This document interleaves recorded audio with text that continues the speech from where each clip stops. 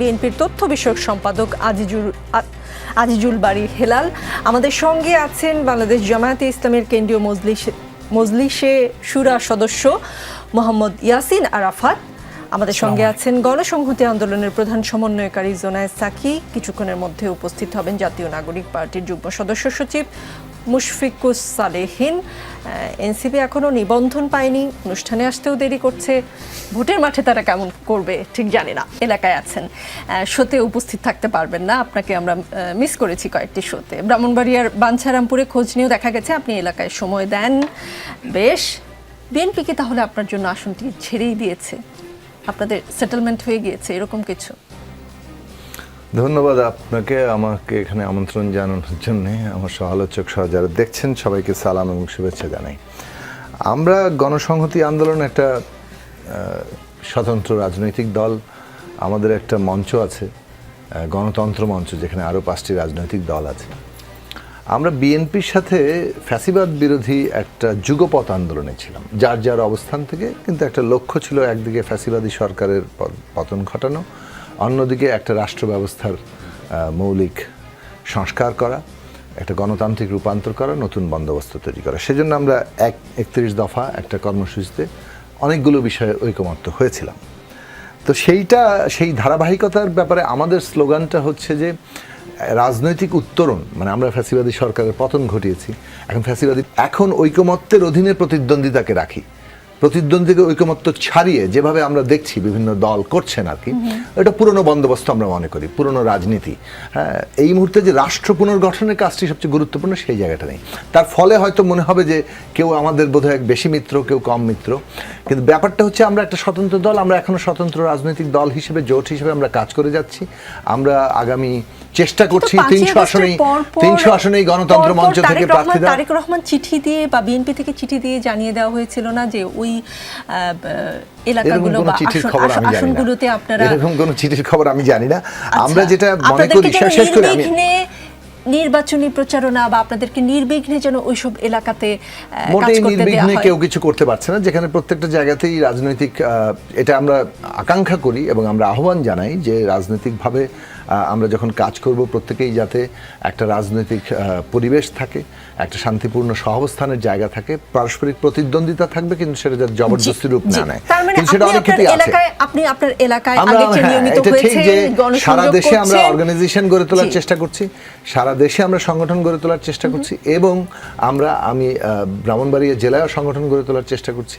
বাঞ্ছারামপুর, নবীনগর, সদর, সেটা তো নির্বাচনকে সামনে রেখে, নিশ্চয়ই নির্বাচনকে সামনে রেখে আপনি জনবে তো ফেব্রুয়ারিতে, হ্যাঁ অবশ্যই হওয়া উচিত। নির্বাচন এই মুহূর্তে, এবং আমি আবার বলি, শুধু নির্বাচন নয়, বিচার সংস্কার এবং নির্বাচন এই মুহূর্তে বাংলাদেশের প্রধান জাতীয় স্বার্থ। যে কোনো তৎপরতা এইটাকে ক্ষতিগ্রস্ত করবে, তারা জাতীয় স্বার্থের বিরুদ্ধে যাবেন, এবং সেই তৎপরতাকে আমাদের সম্মিলিতভাবে রুখে দেওয়া দরকার। আমরা যেটা বলেছি, গণতন্ত্র মঞ্চ চেষ্টা করবে 300 আসনে নিজেদের জায়গায় দাঁড় করাবে। নির্বাচনী যে সমঝোতা, কারোর সাথে আরো ফার্দার ঐক্য হবে কিনা, গণতন্ত্র মঞ্চ কারোর সাথে ঐক্যবদ্ধ জায়গায় যাবে কিনা, আসন সমঝোতা করবে কিনা, এটা বিচার সংস্কার নির্বাচন। জি, আজিজুল বারী হেলাল, ফেব্রুয়ারিতে নির্বাচন, পরের সরকারের নির্বাচিত বা নিযুক্ত কোনো পদে আমি থাকবো না, প্রধান উপদেষ্টা বলেছেন। বিস্তারিত একটু বলছি।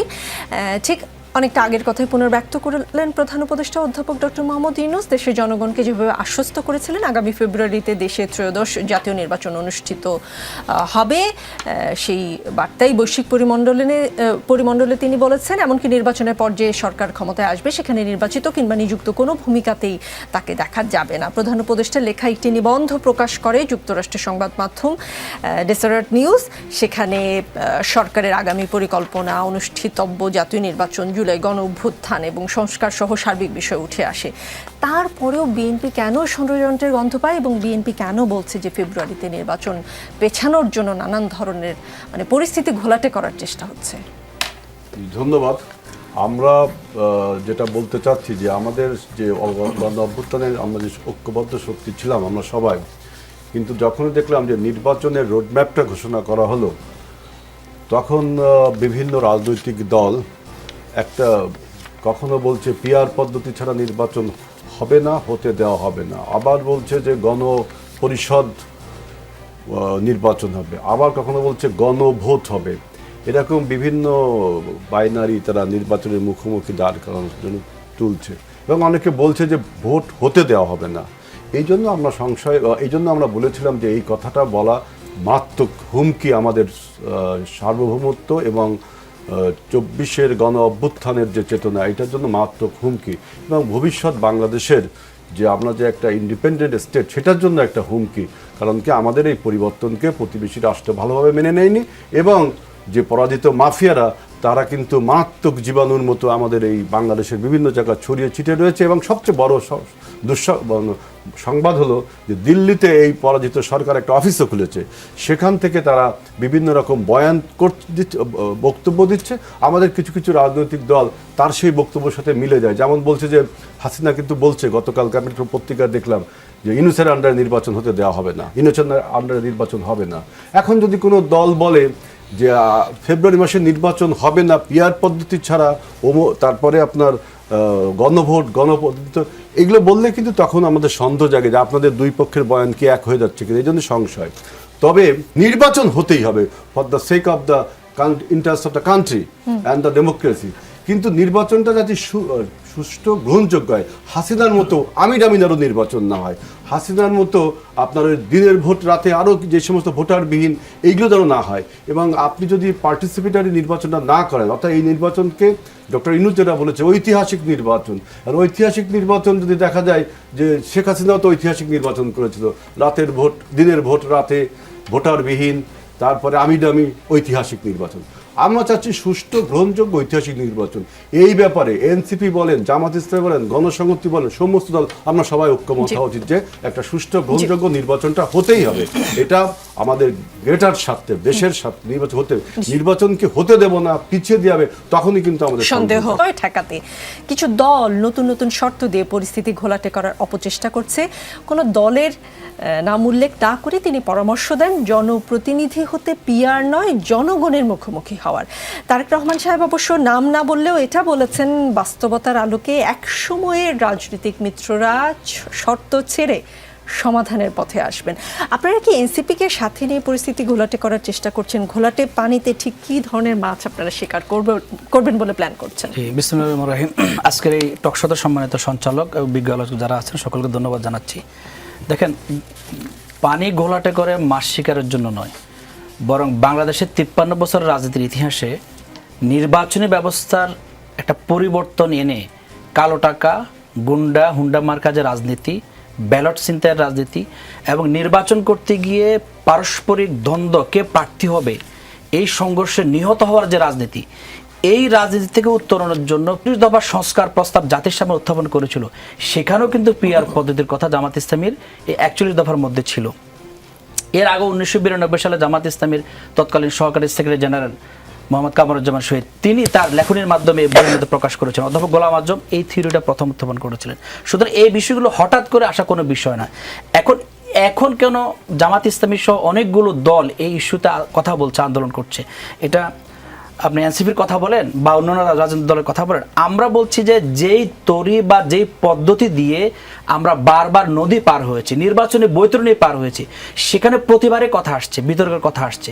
সেই জায়গায় একটা পদ্ধতি হিসেবে পিআর পদ্ধতি উন্নত পদ্ধতি হতে পারে, এই জায়গাগুলোতে বেরিয়ে আসা সম্ভব হতে পারে। দেখেন, 2024-এর নির্বাচনে আমি এবং ডামি নির্বাচন ছিল, তারপরেও আওয়ামী লীগের আভ্যন্তরীণ কোন্দলে 150 জন নিহত হয়েছে। এখানে আভ্যন্তরীণ কোন্দলে যারা নিহত হয়েছে তার মধ্যে পথচারীও ছিল, সাধারণ জনগণও ছিল, এবং সেটা এখন ব্যাপক আকার ধারণ করতে পারে। আপনি সমকালের রিপোর্টে দেখেছেন 9 মাসে বিএনপির 150 জন নিহত হয়ে গেছে, এখনো নির্বাচনী তফসিল ঘোষণা করা হয়নি। তাতেই এই যে খুনোখুনির রাজনীতি, এই রাজনীতিটা কেন হয়? যখন মফস্বল থেকে বা গ্রামীণ পর্যায় থেকে কোন একটা নির্দিষ্ট আসনে কে প্রার্থী হবে সেটা নিয়ে যখন দ্বন্দ্ব সংঘাত শুরু হয়ে যায়, এই সংঘাতগুলো তখন বেশি ঘটে। এই জন্য জাতির বৃহত্তরের স্বার্থে আমরা একটা নতুন ফর্মুলা জাতির সামনে উত্থাপন করেছি। আমরা 19 জুলাই ঐতিহাসিক সোহরাওয়ার্দী উদ্যানে আমাদের সমাবেশের মাধ্যমে ডিক্লেয়ার করেছি। এর পাশাপাশি সভা, সমাবেশ, সেমিনারের মাধ্যমে বিভিন্ন আলাপ আলোচনার মাধ্যমে আমরা সেটা জাতির সামনে তুলে ধরেছি। এবং ইতিমধ্যে ব্র্যাকের যে একটা জরিপ হয়েছে সেখানে 71% জনগণ এই জরিপে, আমি তো যতদূর জানি এটা সুজনের, আচ্ছা হতে পারে সুজন বা ব্র্যাক যে জরিপ করেছে সেখানে 71% পিয়ারের পক্ষে এসেছে। সুতরাং পিয়ারের পক্ষে জনগণের সাড়াও পাওয়া যাচ্ছে। আমরা আশা করছি এই জায়গায় আরাফাত আপনি বলছেন পিয়ারের পক্ষে, কিন্তু সেই জরিপে স্পষ্ট বলা আছে সেটা উচ্চ কক্ষে পিয়ার চায় 71% মানুষ। আপনারা তো নিম্নকক্ষেও যাচ্ছেন এবং দেখেন, সেটার আমি জন্য বলি। সেটারই 5,000 আসলে লোকের বিএনপি 71%, যাতে প্রধান রাজনৈতিক দলের পক্ষ থেকে বলা হয় যে জরিপ কি মাথায় দেয় না খায় না, কি জনগণ কিছুই জানে না। তো সেই জরিপে দেখা যায় উচ্চ কক্ষগুলো তো 71% আছে। এখন জনগণের কাছে তো জানতে চাওয়া উচিত, বলতে মানে জানার সুযোগ দেওয়া উচিত যে জনগণ এই ব্যাপারে কি বলে। আপনি দেখেন বাংলাদেশের জনগণ কি রাজনীতিবিদ বলে যারা, সেটা যাচাই করার একমাত্র উপায় তো ভোট। না মানে সে- ভোট সেটা- ছাড়া সেটা জনগণ যা- কি সেটা বলতে যাচাই করার সেটা উপায় কি করে বলছে যে যাচাই এখন করবেন? যে সংস্কার হচ্ছে, আপনি প্রথম দফা 40 দিন, দ্বিতীয় দফা 26 দিন আলাপ আলোচনা করে কিছু বিষয় ঐক্যমত প্রকাশ করলেন। সেই বিষয়গুলো তো জাতির সামনে এখনো পর্যন্ত আইনি প্রক্রিয়া, আইনি ভিত্তির মাধ্যমে যায়নি। এই জন্য আমরা বলছি সে প্রক্রিয়া সহ পিআর পদ্ধতি সহ সার্বিক বিষয় যদি অধ্যাদেশ জারি হতে পারে, গণভোট হতে পারে, এর মাধ্যমে জনগণ রায় দিতে পারে যে আসলে বাংলাদেশের নির্বাচনে যে হত্যার সংস্কৃতি, হুন্ডা গুন্ডার ভোটের সংস্কৃতি, ব্যালট ছিনতাইয়ের সংস্কৃতি, নমিনেশন বাণিজ্যের সংস্কৃতি, এই জায়গাগুলো উত্তরণের জন্য পিআর পদ্ধতি একটা মুখ্য যে পদ্ধতি আমি হতে পারে। আসছি ইয়াসিন আরাফাত, আরো প্রশ্ন নিয়ে আসছি। মুশফিকুস সালেহিন, আপনি একটু দেরি করে এসেছেন। আমি আসলে একটা মন্তব্য করেছি অনুষ্ঠানের শুরুতেই, আপনি নিশ্চয়ই পরবর্তীতে অনুষ্ঠানটি যখন দেখবেন আপনি শুনে নেবেন। আপনার অনুপস্থিতিতে মন্তব্য করেছি বলে আমি আসলে ডিসক্লেইমার দিলাম। সালেহিন, রাজনীতির নতুন প্রেক্ষাপটে এবার নতুন জোট নিয়ে নির্বাচনে অংশগ্রহণের ছক চূড়ান্ত করেছে জামায়াতে ইসলামী। সমমনা ইসলামী দলগুলো নিয়ে জোট গঠনের প্রাথমিক কাজ এর মধ্যে অনেকটা এগিয়েছে। জাতীয় নাগরিক পার্টি এনসিপির সাথেও জামায়াতের কৌশলগত নির্বাচনে জোট হতে যাচ্ছে বলে ইঙ্গিত দিয়েছেন দলের শীর্ষ নেতারা। তারা দুজনেই নায়েবে আমির। জাতীয় নাগরিক পার্টি এনসিপির সাথেও আমি শেষ করি, এর সাথেও জোট নিয়ে আলোচনা চলছে। জামায়াতের এরই মধ্যে অর্ধেক কাজ এগিয়েছে বলে জানিয়েছেন জামাতে ইসলামীর নায়েবে আমির অধ্যাপক মুজিবুর রহমান।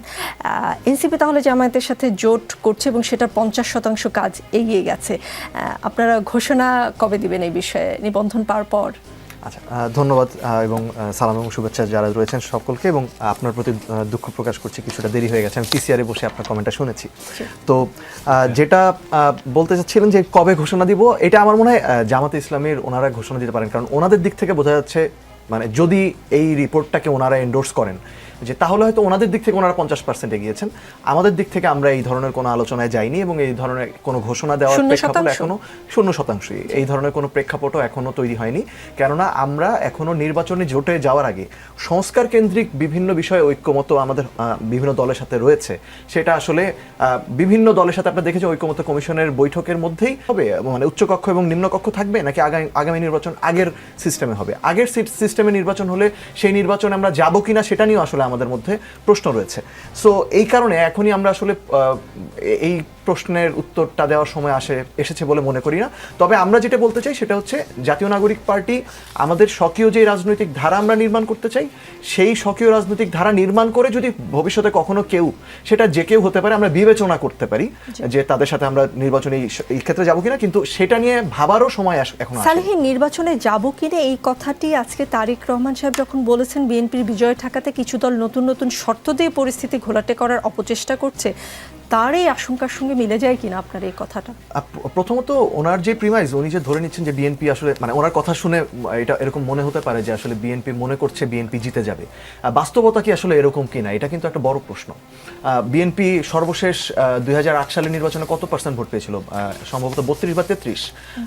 আমি ধরে নিতে পারি যে গত 10 বছরে, অবশ্যই 15 বছরে একটা জনপ্রিয়তার হার হয়তো বেড়েছে, কিন্তু আবার এটাও সত্য গত 10-15 বছরে বিএনপির নেতৃত্বে বারংবার আন্দোলন করেও এই ঈদের পরের আন্দোলনগুলো সফল হয়নি। তো সেই কারণে বিএনপির যেই আত্মবিশ্বাস, এই আত্মবিশ্বাসটা কতটুকু বাস্তবতার সাথে মেলে, এটা তো একটা প্রশ্ন থেকেই যায়। তাই প্রশ্নটা আসলে বিএনপির মধ্যে ক্ষমতায় যাওয়ার যেই আলাপটি, এটা অনেকেই বলতে পারেন এটা আসলে উচ্চাভিলাষ, বা এটা আসলে অনেকে মনে করতে পারেন অসম্ভব। তো আমরা আসলে প্র্যাকটিক্যাল রাজনীতিটার যেই জায়গাটায় করছি, এনসিপির আপনি যদি ফরমেশন দেখেন, আপনারা যদি যারা অতি পরিচিত সামনের 8-10 জন মানুষ, এর বাইরে যদি আপনি এখানে যে 200 মানুষের অন্তত সেন্ট্রাল কমিটির ফরমেশন দেখেন, এখানকার অনেক মানুষেরই নির্বাচনের রাজনীতিতে আসার কোনো প্রয়োজন ছিল না। এইখানে আমরা এসেছিলাম কেননা আমাদের মনে হয়েছিল এটা একটা ঐতিহাসিক সুযোগ বাংলাদেশের এই যে একটা গণতান্ত্রিক সিস্টেম, এই সিস্টেমটাকে একটা ইতিবাচক রূপান্তর করার। সে কারণেই আমরা এই রাজনীতিতে এসেছি এবং সে কারণে আমরা মনে করি যে এই যে জোটের পাওয়ার, পুরনো পাওয়ারের যে গেম, সেই গেমে ঢোকার চেয়ে আমরা পাওয়ারের গেমে একটা ব্যালেন্স আনার প্রয়োজন মনে করি। সে কারণে কিন্তু আমরা সংস্কারের উপর বারবার জোর দিচ্ছি। আমরা যখন বলছি যে সংস্কার, আমরা গণপরিষদ নির্বাচনের কথা বলছি, এইটা বিএনপি গত আগস্ট মাস থেকে যা ঘটেছে, মানে ওনারা তো 6 তারিখেই বলেছিলেন যে 3 মাসের মধ্যে নির্বাচন দিতে, পরবর্তীতে জনগণের মনোভাব বুঝে ওনারা বিষয়টাকে আস্তে আস্তে সরে এসেছেন, কিন্তু তারপর থেকে যত রকম সংস্কারের আলাপ দেওয়া হয়েছে সবগুলোতেই ওনারা এক ধরনের জুজুর ভয় পেয়েছেন এবং ভয় দেখিয়েছেন যে নির্বাচন পেছানো ষড়যন্ত্র। কিন্তু আমরা দেখছি যে ডক্টর ইউনূস গত ডিসেম্বরে দাঁড়িয়ে যেই উইন্ডোর ভিতরে, ডিসেম্বর থেকে জুনের ভিতরে নির্বাচন হবে বলেছিলেন, সেই উইন্ডোর ভিতরেই নির্বাচনের তারিখ ঘোষিত হয়েছে এবং সেখানে ওনাদের প্রেফার্ড যে টাইম, সেখানেই নির্বাচন হচ্ছে। তার মধ্যে কিন্তু কি কি বিষয়ে সংস্কার হওয়া প্রয়োজন সেই বিষয়ে আমরা মোটামুটি এক ধরনের ঐকমত্যে পৌঁছে গেছি, কিছু কয়েকটা বিষয় বাদে। এখন প্রশ্নটা হচ্ছে, আমরা বারবার আলাপ করি যে আমরা ফেব্রুয়ারিতে কি হবে, কিন্তু আলাপটা হওয়া উচিত যে আগামী 5 মাসে কি হবে। আগামী 5 মাসে এই সংস্কারগুলো বাস্তবায়ন করতে কি কোনো সমস্যা রয়েছে?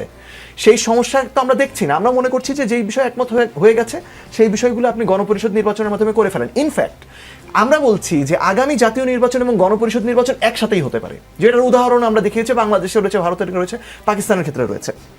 তার মানে বিএনপি যদি ধরেও নেই ক্ষমতায় যাবে, মানে আগামী নির্বাচনে জিতবে, তারপরে ওনারা নির্বাচনে যাবেন, রাষ্ট্রের দায়িত্ব নেবেন, সেই সাথে গণপরিষদ ফাংশন করবে, কোনো সমস্যা নাই।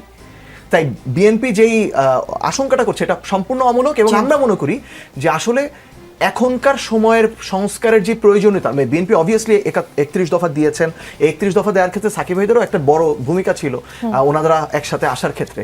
তো বিএনপি, কিন্তু আমরা যে পরিমাণ চেঞ্জ চাই, বিএনপি সেই চেঞ্জের মাত্রাটা ওনারা ওইভাবে উপলব্ধি করেন না।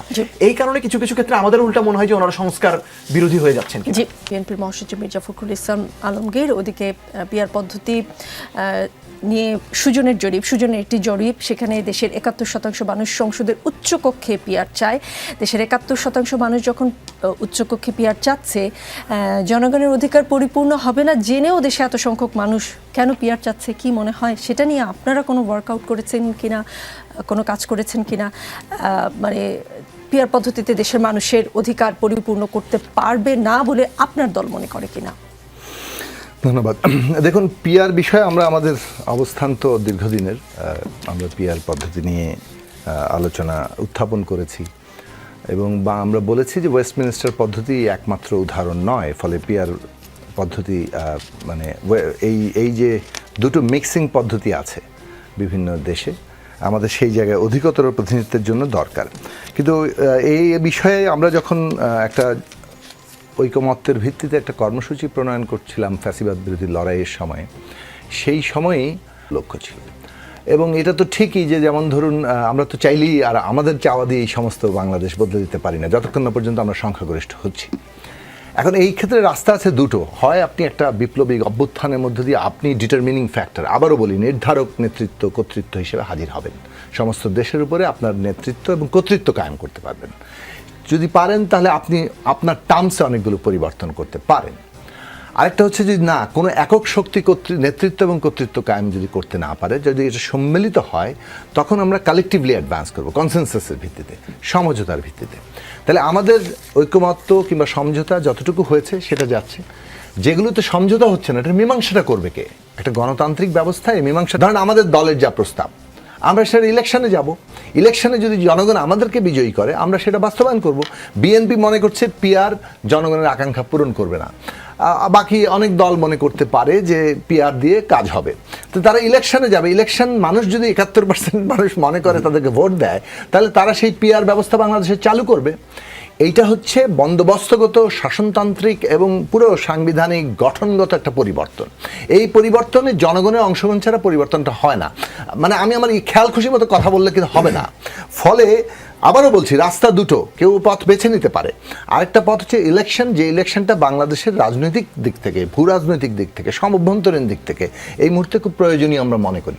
ফলে নির্বাচনের মধ্য দিয়ে জনগণ যে ব্যবস্থাকে সমর্থন বেশি করবেন তারাই বিজয় অর্জন করবেন, তারাই সেই ব্যবস্থা করবেন। যদি কথার কথা ধরুন আমি পিয়ারের পক্ষে বললাম, আমরা পিয়ারের পক্ষে বললাম, জনগণ আমাদেরকে বিজয়ী করলো না, তাহলে আমরা কি করবো? আমরা এটা নিয়ে লড়াই চালিয়ে যাব। আর যদি এইটাই আমাদেরকে বিজয়ী করে, এটা হবে যারা মনে করছে পিয়ার দিয়ে আকাঙ্ক্ষা হবে না, তারা তখন তাদের অবস্থা নিয়ে লড়বে। এখন প্রশ্ন হচ্ছে যে আপনি আসলে বলবেন না, হ্যাঁ এটা ঠিকই ও বলেছে যে বিএনপি ধরেই নিচ্ছে বিএনপি জয়লাভ করবে, আপনি বলছেন যে কথাটা সঠিক নয়। কিন্তু আসলে যখন আবার প্রশ্ন আসছে যে জনগণ ঠিক করুক কোনটা ঠিক বেঠিক, তখন আপনারা ধরে নিচ্ছেন বিএনপি জিতবে। তো এই জায়গাটা ঠিক নেওয়াটা ঠিক হবে না। আমরা জনগণকে মানে জনগণ যে রিপাবলিকের মধ্যে জনগণই ক্ষমতার কেন্দ্র, তাদেরই নির্ধারক শক্তি, তাদেরকেই বিচার্য ভার দিতে হবে। তারা ভোটের মাধ্যমে সেটা করবেন এবং সেইখানে সমস্ত জনগণের অংশগ্রহণের জায়গাটা তৈরি হবে। কারণ একটা রিপাবলিকে আপনি ইচ্ছামতো নাগরিক ঠিক করতে পারেন না। আর যদি মানে ওই যে যদি আপনি ইনক্লুসিভ না করে আপনি মনে করেন না আমার পছন্দ অনুযায়ী নাগরিকরাই নাগরিক, বাকিরা নাগরিক নয়, তাহলে আপনি আবারও ফ্যাসিবাদ কায়েম করছেন। ফলে সেই জায়গাটা তৈরি হওয়া দরকার। এখন এই জায়গাতে ধরেন রাজনৈতিক বিতণ্ডার যে জায়গা, আমি যে জাতীয় নাগরিক পার্টির প্রতিনিধি এখানে আছেন, এটাকে তাদের তরুণদের নিয়ে রাজনৈতিক দল, সেটাকে আমরা সবসময় অভিবাদন জানিয়েছি। যে দেশের তরুণরা রাজনীতিতে আগ্রহী হয় সেটা তার এই দেশের ভবিষ্যৎ। ঈদের পরে আন্দোলন, ওই আন্দোলন, এই আপনারা তো আন্দোলন করে সফল হন নাই। ব্যাপারটা অ্যাজ ইফ যেন জুলাই আকাশ থেকে এসে নেমে এসছে এবং সেটা সফল হয়ে গেছে। আর এটার সাথে এইভাবে কম্পেয়ার করা যায়, তাহলে আপনি গণ অভ্যুত্থানের গঠন কিভাবে হয়, একটা গণ অভ্যুত্থানের প্রেক্ষাপট কিভাবে তৈরি হয়, সেই জিনিসটাকে অস্বীকার করেন। এবং এই যে 15 বছর ধরে এতগুলো মানুষের গুম খুন অত্যাচার লড়াই সংগ্রাম, তাদের দিনের পর দিন মানে আত্মত্যাগ, এই সব কিছু নাই হয়ে যায়। তো সুতরাং কোনো সংগ্রামকেই এই যে রাজনীতির এই বাকবিতণ্ডাটা সম্পূর্ণভাবে পুরনো বন্দোবস্তের, আমি এটার সাথে নোট দিয়ে রাখলাম যে এই পুরো অ্যাপ্রোচটাই সঠিক নয়। আমরা পুরো লড়াইটা এখানে হয়েছে, লড়াইয়ে জমিন তৈরি হয়েছে এবং এই লড়াইয়ে কোনো একক দলের, এনসিপির কোনো একক কৃতিত্ব নাই। এটা ছাত্র সমাজের একটা আন্দোলন থেকে তাদের উপর গুলি হয়েছে এবং সেই গুলি মানুষকে ঐক্যবদ্ধ করে ফেলেছে। সমস্ত অভিভাবক, সমস্ত শ্রেণী পেশার মানুষ এবং সমস্ত রাজনৈতিক দল যারা আন্দোলনকারী ছিল, তারা এটার মধ্যে যুক্ত হয়ে পড়েছেন। এই সম্মিলিত উত্থান হয়েছে। তার মধ্যে ছাত্রদের একটা অংশ, উল্লেখযোগ্য অংশই তারা এনসিপি গঠন করেছেন। বাট ইউ ক্যানট ক্লেম যে এই যে আমাদের ভবিষ্যতের জন্য ভালো নয়। আমরা রাজনৈতিক মেরিট নিয়ে তর্ক করেন, বিরোধ করেন, সেটা আমরা সবসময় পক্ষপাতী। যেমন মেরিট নিয়ে বিতর্ক হচ্ছে, আপনি এই পিয়ার নিয়ে বিতর্ক হচ্ছে, আমরা রাষ্ট্র ব্যবস্থার কী ধরনের গঠন করতে চাই। এমনকি আমরা মনে করি যে গণপরিষদ হবে নাকি সাধারণ সংসদ হবে, সেখানে অ্যামেন্ডমেন্ট হবে নাকি আমাদের প্রস্তাব যেমন সংবিধান সংস্কার পরিষদ হবে, সেই তর্কগুলো চলতে থাকবে। These are merits. এই পলিটিক্যাল তর্ক আমাদের দেশের গণতান্ত্রিক রাজনীতিকে বিকশিত করবে। জাতীয় সংসদের উচ্চকক্ষে আসন বন্টন চান দেশের 71% মানুষ। দর্শকদের উদ্দেশ্যে এই জরিপটা একটু বিস্তারিত বলছি। আর একই ব্যক্তি দুবারের বেশি প্রধানমন্ত্রী পদে থাকতে না পারার বিধানের পক্ষে 89%, এছাড়া 87% মানুষ চান না একই ব্যক্তি একসঙ্গে প্রধানমন্ত্রী, সংসদ নেতা ও দলীয় প্রধান হিসেবে দায়িত্ব পালন করুক। বেসরকারি সংস্থা সুশাসনের জন্য নাগরিকের সুজনের এক জনমত জরিপে এসব তথ্য উঠে এসেছে। আজিজুল হেরাল, বিএনপি পিয়ারের বিপক্ষে, একই ব্যক্তি দুবারের বেশি প্রধানমন্ত্রী পদে না থাকার বিপক্ষে এবং দলের প্রধান এবং রাষ্ট্রপ্রধান একই ব্যক্তি না হওয়ারও বিপক্ষে। সংখ্যাগরিষ্ঠ মানুষ যা চায়, বিএনপি তার বিপক্ষে কেন? মানে যে দল পিয়ার সহ এই দাবিগুলো জানাচ্ছে, আপনারা তাদেরকে কেন ষড়যন্ত্রকারী বলছেন? আমরা যেটা বলতে চাচ্ছি, আপনি যে কথাটা বললেন, সুজন যে জরিপটা করেছে, এটা কি দেশের 12 কোটি জনগণ, 12 কোটি ভোটারের, না আপনার 20 কোটি জনগণ? এটা একটা স্যাম্পল টেস্ট। আপনার কোনো এক জায়গাতে হয়তো 5,000 লোক বা 10,000 লোক, তাদের মধ্যে তিনি জরিপ চালিয়েছেন। স্যাম্পল টেস্টকে উনি জেনারেলাইজ করছে যে পুরো দেশে। একটু মাঝখানে বলি, আমার কেন জানি আপনার কথা শুনে সদ্য যারা ক্ষমতা ছাড়লো তাদের সঙ্গে মিল পাচ্ছি। যেই জরিপ তাদের বিপক্ষে যেত, সেই জরিপ নিয়েই তারা প্রশ্ন তুলতেন। জরিপ সম্বন্ধে you have to have idea. জরিপটা হয় আপনার একটা স্যাম্পল টেস্ট করা, একটা স্যাম্পল দিয়ে তারপরে আপনার সেটা জেনারেলাইজ করা হয়। আবার বর্তমানে যে জরিপগুলো, এর পিছনে কিছু উদ্দেশ্য থাকে, বুঝছেন? যে আমি যে মতামতটা চাই, যে মতামতটা প্রতিষ্ঠা করব, তার পক্ষে 71% জনগণ, তাহলে কি এটা কন্ট্রাডিক্ট হয় না? আপনি নিজে বলেন। এখানে আওয়ামী লীগ বিএনপির বিষয় না, লজিক্যালি দেখেন। জরিপ তো আসলে 5,000, 10,000 বা 500 জনকে এখন আমাদের এখানে এবং এই সুজনের জরিপ তো আপনারা গত 15 বছর বিশ্বাস করেছেন। ছাত্র পরিসংখ্যানের ছাত্র, জরিপ বিষয়ে কনসেনসাস বিষয়ে যারা লেখাপড়া করে, ডেমোগ্রাফি জনমিতি নিয়ে যারা লেখাপড়া করে, তাদের উদ্দেশ্যে আমি বলছি, এই যে আমরা 5 জন লোক আছি, এই 5 জনে আমরা 4 জনে একটা মতে এক হলাম। সাথে যখন আলোচনা করি তখন আমাদের এই 4 জনের যে একমত সেটা হলো না। এখন আপনি বলতে পারেন যে এই 4 জন মতামত দিচ্ছে, এটাকে জেনারেলাইজ করছি যে যমুনা টিভিতে আজকে এই সিদ্ধান্ত হয়েছে। এইটা হলো জরিপের সাথে আপনার সাধারণ জ্ঞানের পার্থক্য। আপনার যে জরিপটা করা হয়েছে সুজন থেকে, সেটা আমি তো বলছি যে 5,000 লোক বা 10,000 লোকের মধ্যে করছে, কিন্তু আপনি যখন বলছেন দেশের 12 কোটি ভোটার, 20 কোটি জনগণ, 71%, তখন কি না কি মিসইন্টারপ্রেট হচ্ছে না? এইটা না, জরিপ তো করতে, জরিপটা এইভাবেই হয়, জরিপটা এইভাবে হয় যে দেশে আপনার কতজন বেকার আছে, তখন আমরা কি করি যে কয়েকটা প্রতিষ্ঠানে আমরা কতটা পদ আছে, কতটা লোক আনএমপ্লয় অথবা গ্রাজুয়েট হয়েছে, কতজন আনএমপ্লয়, এইভাবে একটা জরিপ আমরা করি, অর্থাৎ মোটামুটি ধারণা পাওয়া যায়। কিন্তু 20 কোটি জনগণের, 12 কোটি ভোটারের আপনি 5,000 স্যাম্পল টেস্ট, যদি অন্তত 100টা স্যাম্পল টেস্ট করতেন তখন কিন্তু অনেকটা জেনারেলাইজ করা যেত। সেকেন্ড কথা হলো, আপনি যা কিছুই বলেন, জরিপে বলেন বা লজিক্যালি বলেন, যা কিছু বলেন, আপনাকে তো সংসদে যে সেটা লিগ্যাল ফ্রেমওয়ার্ক দিতে হবে। সংসদে যাওয়ার আগে কি জন্য আপনার যেগুলো সংবিধানে পরিবর্তন করা দরকার।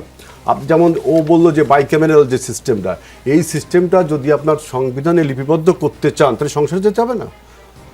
ও একটা ভালো প্রশ্ন করেছে যে লজিক্যাল হয়, সংসদে সেটা পাশ করে সংবিধানে লিখতে হবে। তো তাহলে কি নির্বাচনটা আগে দরকার?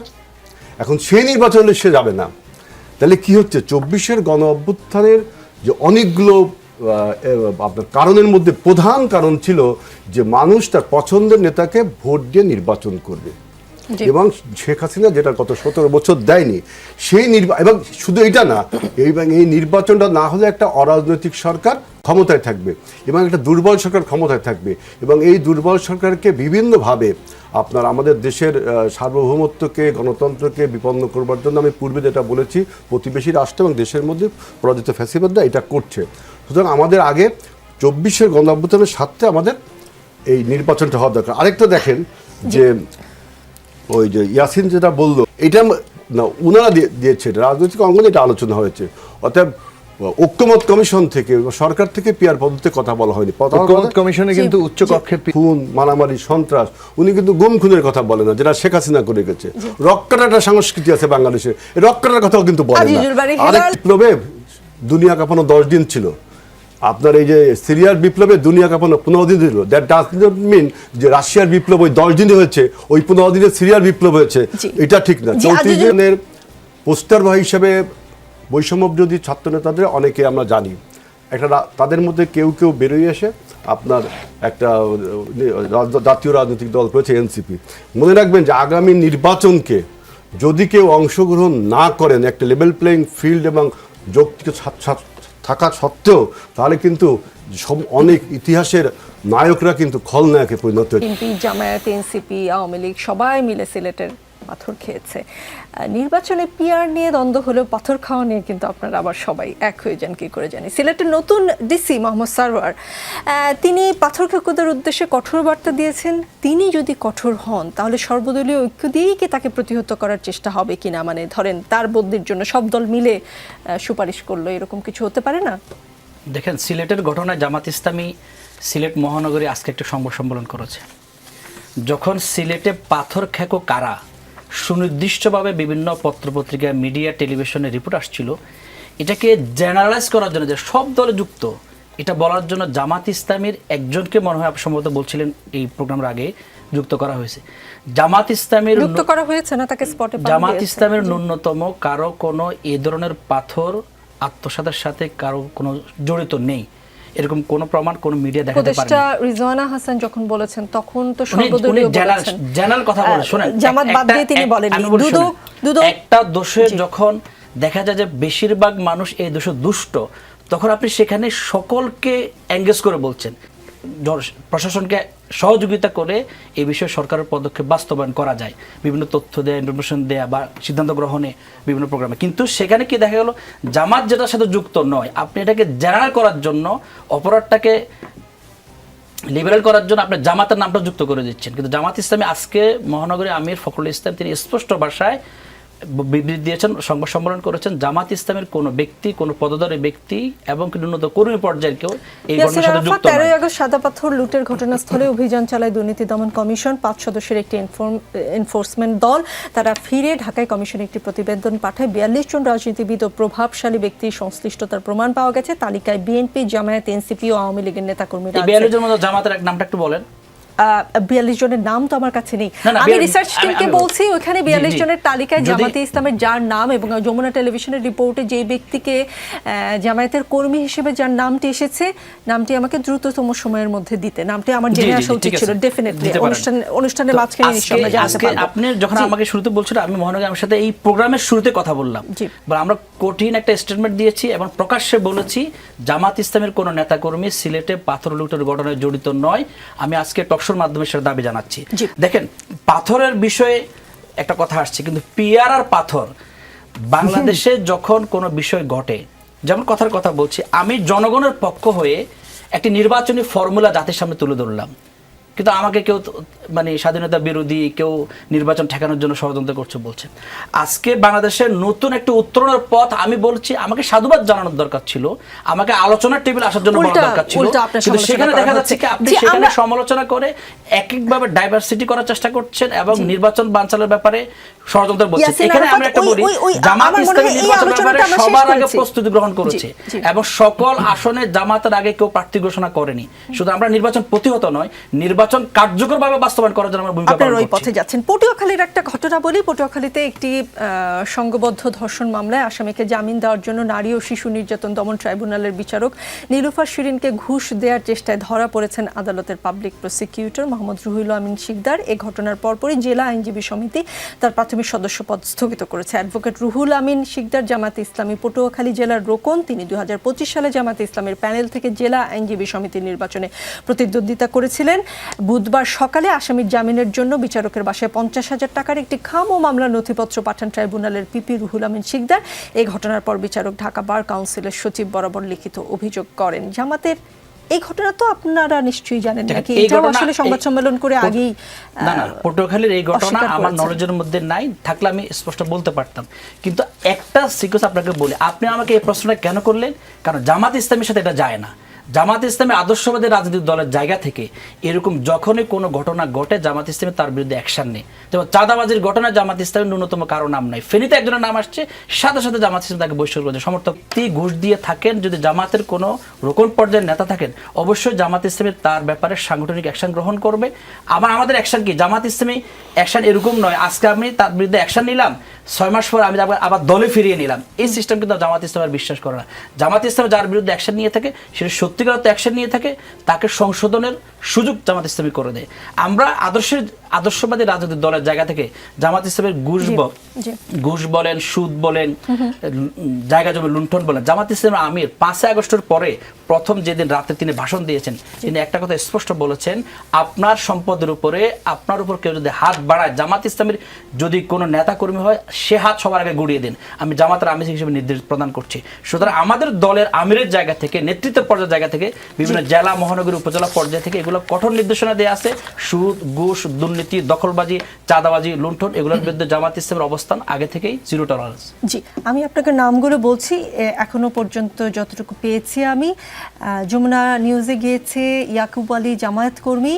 দুদকের লিস্টে যেটা আছে, সিলেট মহানগর জামাতি ইসলামীর আমির মোহাম্মদ ফখরুল ইসলাম ও সিলেট জেলার সেক্রেটারি জয়নাল আবেদিন। জি, দুদকের আমরা যখন এই রিপোর্টটা সমকালে প্রকাশিত হয়েছে, সমকালে প্রকাশিত হওয়ার পরে আজকে জামাতের সেন্ট্রাল পর্যায় থেকে এবং সিলেট মহানগর পর্যায়ে থেকে দুদকে যোগাযোগ করা হয়েছে, সেখানে তালিকা নাই।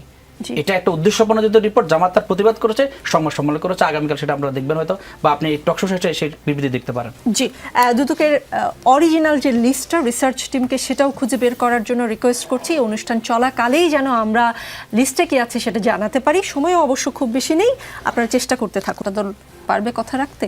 অতীত ইতিহাস তো বলে না তা। গুরুত্বপূর্ণ প্রশ্ন করেছেন যে এই যে ঢাকা বিশ্ববিদ্যালয়ের গেস্ট রুমে যে নির্যাতন, গণরুম বলতে বোঝায় যে সমস্ত ছেলেরা আপনার হলে সিট পায় না, তখন ওই আমাদের সময় আমি দেখতাম যে ওই গেম রুম, টেলিভিশন রুম, এগুলো রাখতে যায় থাকে, এগুলো আমরা গণরুম বলতাম। কিন্তু এই আওয়ামী লীগের এই 17 বছরে দেখি আমি যে গেস্ট রুমে ছাত্রলীগের নেতারা বসতো, বিভিন্ন লোককে এনে এনে টর্চার করতো, আবার নিজেরা কয়েকটা রুম ফাঁকা করে নিয়ে সেটাকে সাধারণ ছাত্রগুলোর গণরুম বলতো, সেখানে আবার বিভিন্ন রকম নির্যাতন চলতো, বিভিন্ন রকম ফাঁকা চলতো।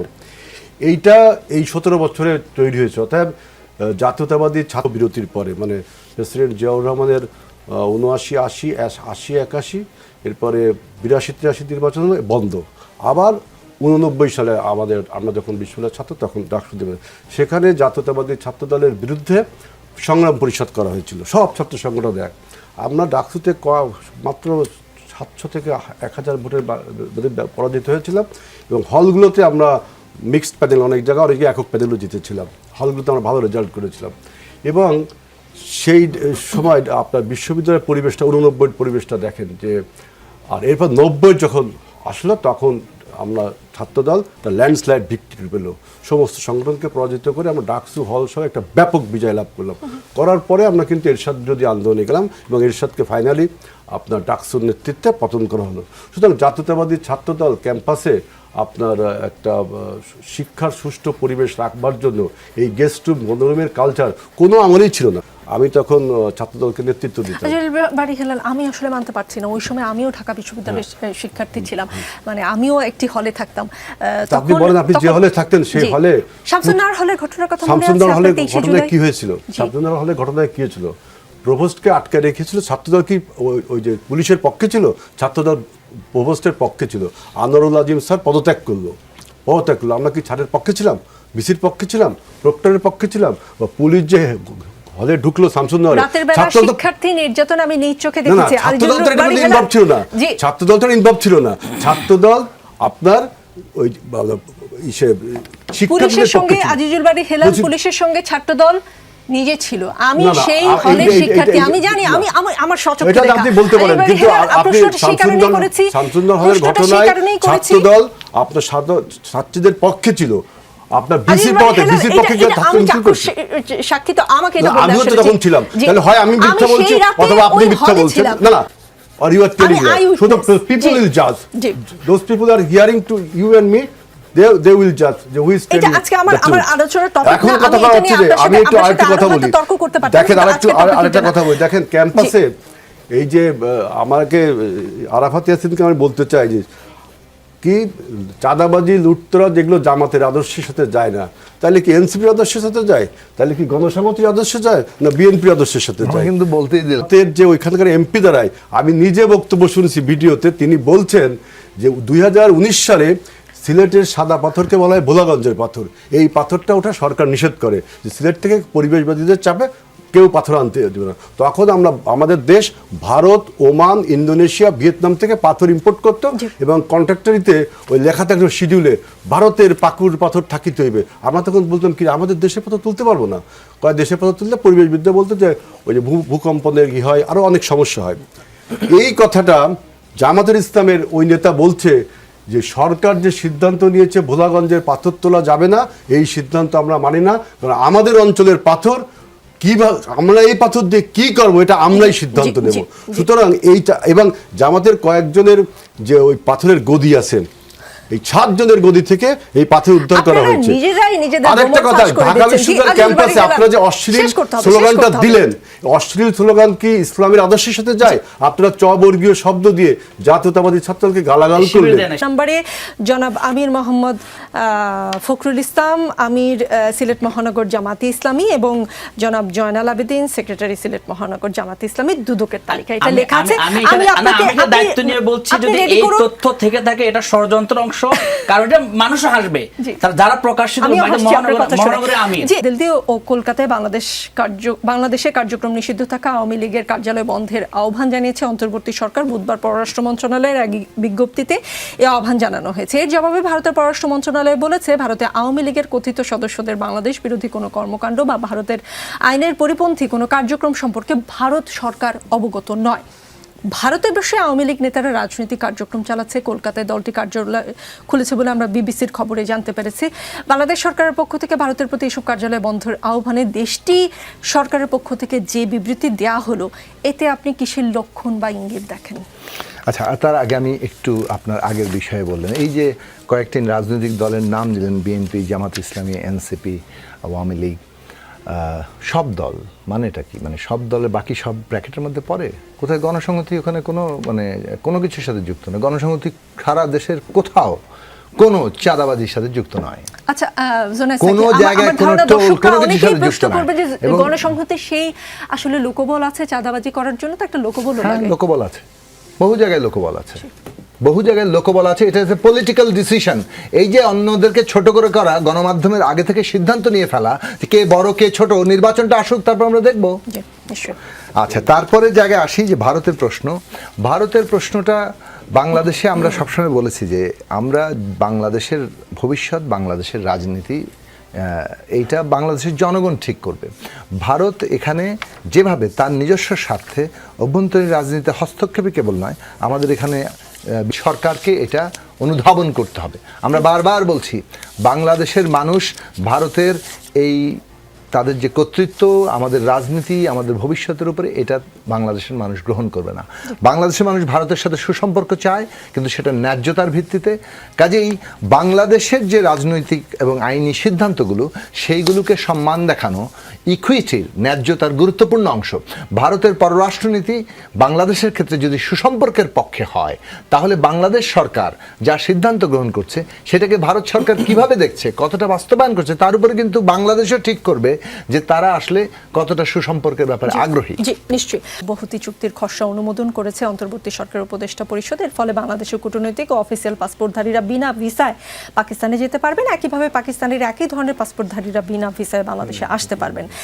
প্রধান উপদেষ্টা প্রেস সচিব শফিকুল আলম বলেছেন চুক্তিটি হবে 5 বছরের জন্য। এর ফলে যাদের কূটনৈতিক ও অফিসিয়াল পাসপোর্ট আছে তারা বিনা ভিসায় পাকিস্তান সফর করতে পারবেন। একইভাবে যারা পাকিস্তানের কূটনৈতিক ও অফিসিয়াল পাসপোর্ট বহন করছেন তারাও বিনা ভিসায় বাংলাদেশে সফর করতে পারবেন। এই ধরনের চুক্তি আরও 31টি দেশের সঙ্গে আছে বলে তিনি জানিয়েছেন। পাকিস্তানের সাথে এই মুহূর্তে চুক্তিটি জরুরি কেন? আমি এই বিষয়ে আসছি, তার আগে ছোট্ট করে একটু অ্যাড্রেস করি, যেহেতু সাকিব এবং হেলাল ভাই দুজনেই বলেছেন। দেখুন, আমি যখন বলেছিলাম যে ওইটা আসলে বলতে চেয়েছিলাম বিএনপির নির্বাচনে জেতার সম্ভাবনা নিয়ে, সেখানে কোনোভাবেই গত 15 বছরে ফ্যাসিবাদ বিরোধী সংগ্রামে বিএনপির অবদানকে ছোট করতে চাইনি।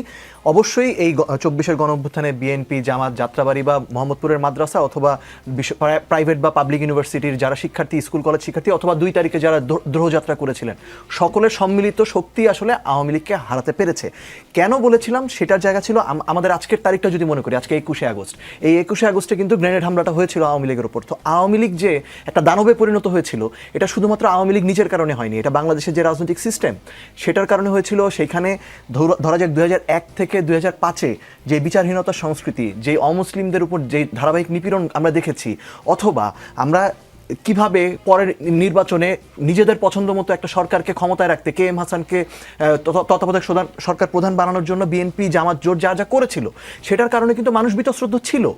তার কারণেই আমরা মনে করি যে 2014 সালে আওয়ামী লীগের মতো একটা সরকারের বিরুদ্ধে আসলে জনগণ বিকল্প পাচ্ছিল না। তখন যে বিকল্প কি, এই ধরনের একটা জিনিস, একটা জনপ্রিয়তা একটা সময় পেয়েছিল। তখন এই কারণেই বিএনপির পেছনে হয়তো ওই সময় আমরা জনগণ দেখতে পাইনি। যখন আমাদের সকলের দেয়ালে পিঠ থেকে গেছে, তখন আমরা সম্মিলিতভাবে, অবশ্যই এখানে বড় রাজনৈতিক শক্তি সংগঠন হিসেবে বিএনপি, জামাতের বড় ভূমিকা ছিল, বা গণসংহতি আন্দোলন বা নাগরিক ঐক্য এদের ভূমিকা ছিল।